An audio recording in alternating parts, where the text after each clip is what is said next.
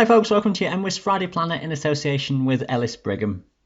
We've got a fine and warm weekend on the way for many places. Things changing as we go onwards into next week to become chillier once again as the wind flow turns north or northeasterly. That will put the higher mountains back sub-zero again at times, and we'll see some showers in the forecast as well, those with some snow and some hail in places even down to lower slopes.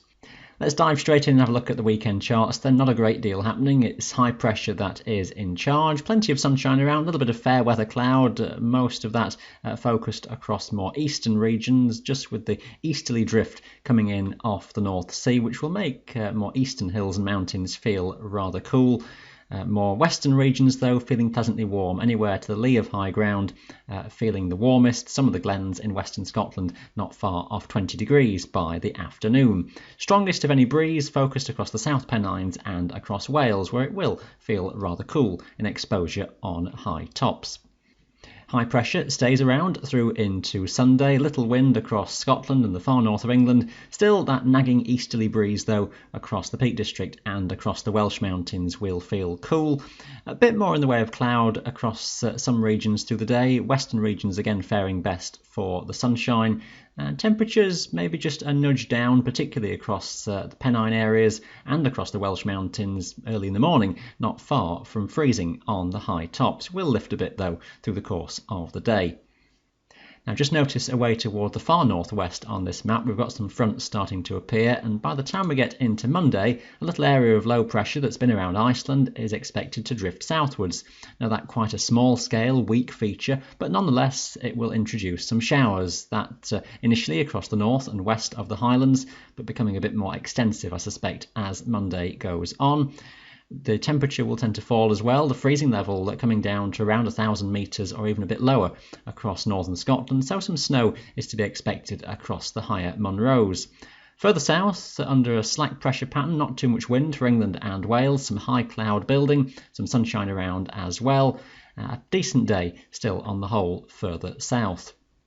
Now I'll just show you the freezing level chart as we head onwards into the middle of the week, because that chillier air is coming down from the north as that low begins to slip further southwards. We're dropping then to around 1,000 metres or so late on Monday across the Highlands, but as we head through the night and into early Tuesday, we'll find that the freezing level across north and northeast Scotland around the Cairngorms is around 700 or 800 metres, nearer to 1,000 metres across the far west and southwest of the Highlands, and similar sorts of heights across England and Wales, but areas around the Cheviots will feel rather chilly, only just above freezing then on the very highest slopes here as the wind flow is from the northeast.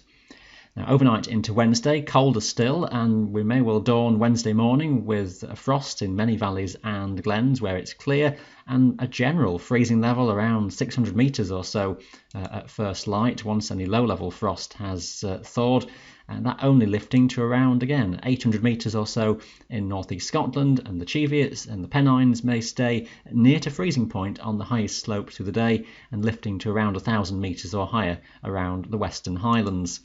Later in the week, it's a similar sort of spread. You can expect a touch of frost, common again overnight into the valleys, the glens and some higher corries as well, and a typical freezing level that's not far off 800 metres in northeast Scotland, around 1,000 metres or above in western Scotland, the lakes and Wales. And even by Friday and the weekend, all looks fairly similar.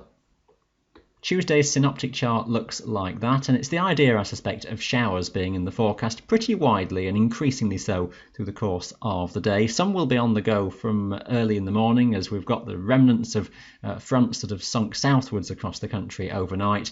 So expect some hail showers, some snow flurries at times, and some of that even falling to the lowest slopes, really hardly amounting to anything on the ground, a dusting across the higher terrain where temperatures are that bit lower.